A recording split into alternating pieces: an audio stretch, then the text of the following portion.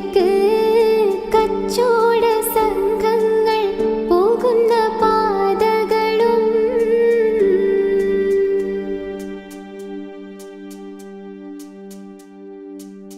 പരിശുദ്ധ ഖുർആൻ വന്നിറങ്ങിയതിവിടം പരിപൂർണ റസൂലുള്ള പിറന്നതുമിവിടം നിസാമിക കവിതകൾ ഉറവിട്ടതിവിടം മസ്നവി കുറവയാം അറബിക്കിട്ടിവിടം തൊടുത്ത സിക്കൂ